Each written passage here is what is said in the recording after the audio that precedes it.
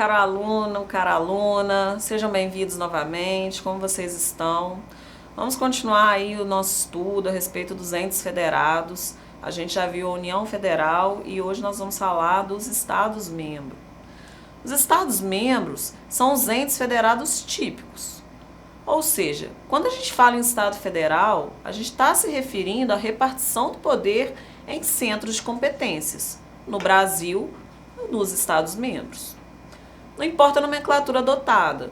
No Brasil a gente adota Estados-membros, na Argentina adota as províncias, na Suíça, cantões.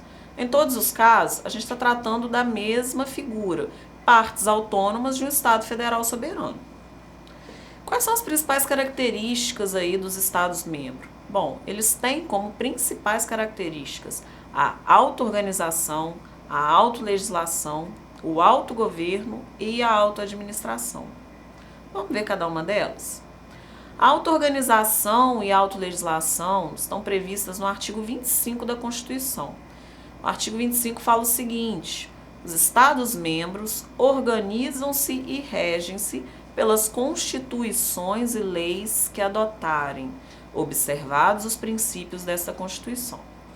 Ou seja, são as constituições estaduais e as leis estaduais que ditarão como o Estado se organizará. Porém, obviamente, não podem deixar de observar os princípios constitucionais. A nossa Constituição, enquanto lei maior do nosso ordenamento jurídico, vai trazer aí os regramentos gerais. Então, as constituições estaduais não podem se colocar de forma contrária à Constituição Federal. Logo, a legislação estadual se submete ao crivo da constitucionalidade. Além disso, o princípio da simetria impera quanto à capacidade de auto-organização e autolegislação estadual. O que isso quer dizer? Isso quer dizer que a Constituição estadual não pode criar requisitos mais severos para situações nas quais a Constituição Federal não os previu para situações semelhantes. Então, a Constituição estadual não pode vir dificultando o acesso a bens, serviços, cargos públicos de modo diverso da Constituição Federal. Quanto ao autogoverno, a gente deve observar o que está previsto nos artigos 27, 28 e 125 da Constituição Federal. Nesses artigos são apresentados os parâmetros que devem ser seguidos pelos estados ao organizar os seus poderes legislativo, executivo e judiciário, respectivamente. No âmbito legislativo, a estrutura é unicameral, diferente do que ocorre no âmbito federal, né, que a gente tem a bicameralidade ali, a gente tem a Câmara dos Deputados e o Senado Federal. Quando a gente está falando de Estados-membros, a estrutura é unicameral. O legislativo é representado pela Assembleia Legislativa de cada estado, composta pelos seus deputados estaduais. O sistema eleitoral utilizado para o preenchimento desses cargos nas assembleias é o sistema proporcional. Isso é, leva-se em conta o tamanho do estado, sua população, para definir o número de deputados estaduais. O número de deputados estaduais corresponde ao triplo do número dos deputados federais. Mas vamos lembrar que, atingido o limite de 36, a gente acrescenta tantos quantos forem mais os federais. Que? O quê? Por que você parou? Eu tô aqui passando a minha matéria na cabeça, que eu não tô nem prestando atenção. Não tem problema. Não, só porque eu falei 36, não estava escrito ali. Aí eu fiquei assim, gente, é 36 mesmo. Aí você me olhou e falei, ih, falei errado. Nossa, eu não tô nem prestando atenção no que você tá falando, que eu tô passando a matéria na cabeça. Não para, não, eu tô passando a minha matéria na cabeça, eu não tô nem prestando atenção. Viajei no que você tá agora. falando. Tô aqui revendo os detalhes. Vou até fechar o olho. Vai dormir. A chefia do poder, né? É. Gravador. A chefia do Poder Executivo está a cargo de quem? Governador de Estado. A eleição do governador ocorre através do sistema majoritário absoluto. Ou seja, quem que vai vencer as eleições? Aquele que tiver o maior quantitativo de votos válidos. Sendo que a eleição pode ocorrer em 2 turnos, a fim de se apurar essa maioria. né? Vamos lembrar aí que tem que ter a maioria, mais de 50% dos votos. Então, se num primeiro turno não se alcançar essa maioria, vai haver um segundo turno de votação. Primeiro turno sempre no primeiro domingo de outubro e o segundo turno no último domingo desse mesmo mês. Já o Poder Judiciário no nível estadual é exercido pelos juízes estaduais e serventuários da Justiça, tá certo? A gente tem a organização do Poder Judiciário aí em juízes estaduais e os serventuários que são necessários para o desempenho dessa atividade. Próxima característica da autoadministração. Essa decorre especialmente do parágrafo 1º do 25.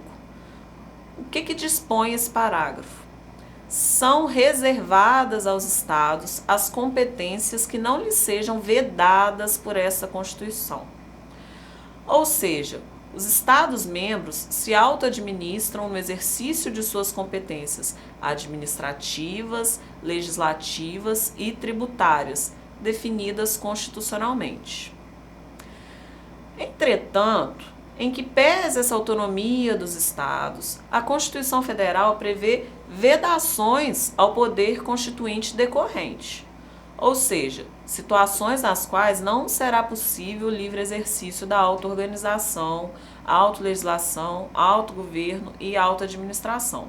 Vamos lembrar que o poder constituinte decorrente é esse poder que os estados têm de organizar suas próprias constituições, de fazer suas próprias constituições estaduais. Mas eles têm que respeitar as vedações estabelecidas pela Constituição Federal. De antemão, deve o poder constituinte decorrente observar os princípios constitucionais sensíveis. Eles estão enumerados lá no artigo 34, inciso 7 da Constituição Federal de 1988. A inobservância desses princípios é motivo apto para gerar a intervenção federal. E quais são os princípios constitucionais sensíveis? Forma republicana, sistema representativo, sistema e regime democrático, os direitos da pessoa humana, autonomia municipal, prestação de contas da administração pública, direta e indireta, e a aplicação do mínimo exigido da receita resultante de impostos estaduais. Além destes princípios constitucionais sensíveis, o poder constituinte derivado também precisa observar os demais princípios que estão espalhados aí pela nossa Constituição. Vamos lembrar que a gente vive, no nosso ordenamento jurídico, é conduzido pelos princípios. Os princípios são de observância obrigatória e a nossa Constituição está cheia deles que devem ser respeitados por todos os poderes constituídos, por todos os entes, inclusive pelos Estados-membros, ao elaborar as suas constituições estaduais. Tá certo? Bom, usando a doutrina de Vicente Paulo e do Marcelo Alexandrino, o que a Constituição Estadual não pode fazer? Primeiro, condicionar nomeação, exoneração e destituição dos seus secretários de Estado à prévia aprovação da Assembleia Legislativa. Segundo, fixar em 4/5 dos membros da Assembleia Legislativa o quórum para aprovação de emendas à Constituição do Estado. Por quê, gente? Fere o princípio da simetria. 4/5 enquanto quórum para aprovação de emendas difere do quórum para aprovação de emendas à Constituição Federal. E por ferir e ser maior, está dificultando, então está entrando naquelas vedações ao poder constituinte derivado.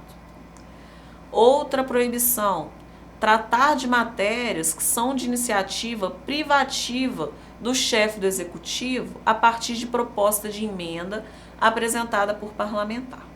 Então a gente tem aquelas matérias que são de iniciativa privativa do chefe do executivo, no âmbito estadual do governador.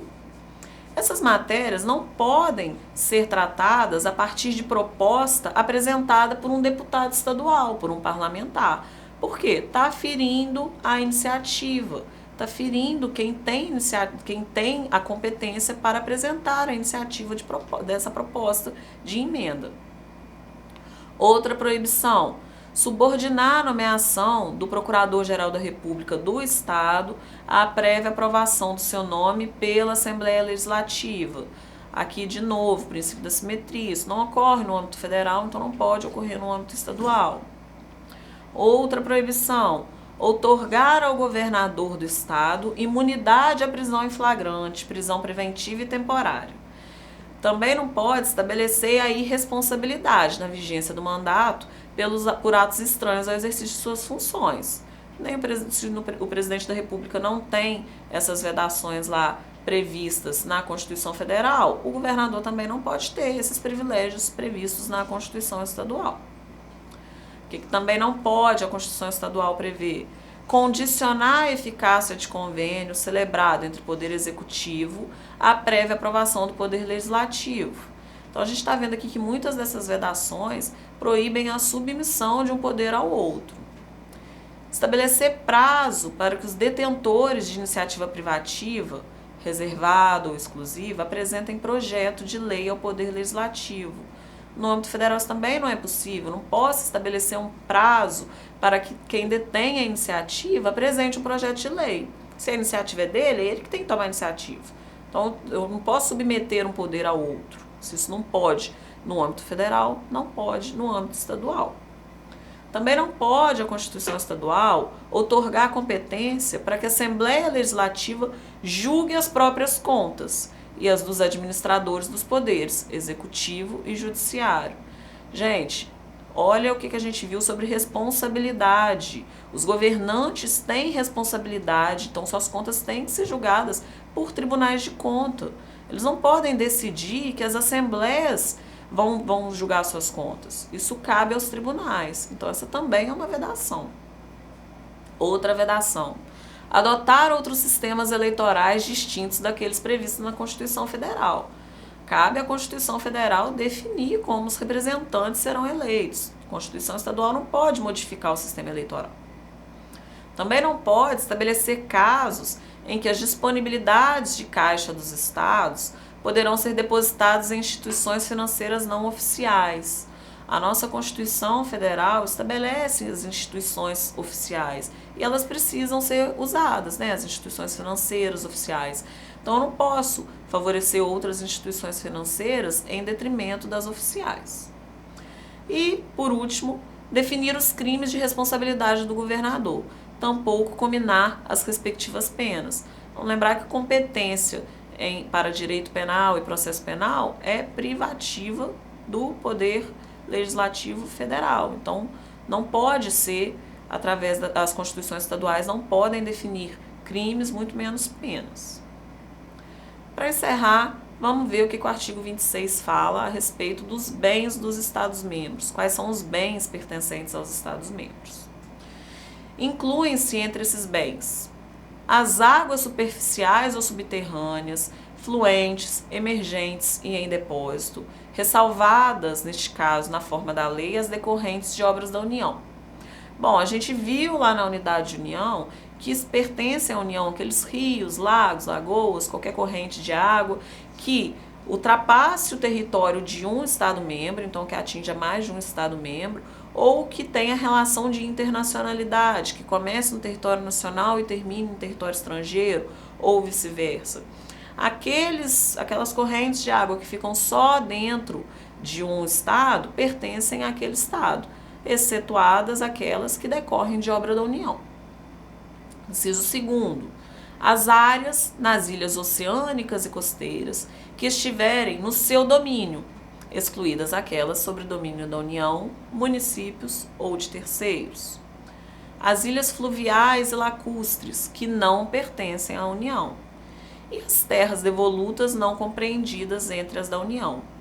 Então, quando a gente viu os bens da União, lá no inciso 1º do artigo 20, estava falando das terras devolutas da União. Aquelas que não estão compreendidas, lá no inciso 1º do artigo 20, pertencem aos estados dos quais fizer parte. Bom, esse era o nosso tema da aula de hoje, era sobre isso que eu queria falar com vocês, a respeito dos estados-membros. Agora vamos lá entrar no AVA, acessar o material complementar, acessar o material de estudos, guias didáticos, fazer as atividades e até a próxima aula.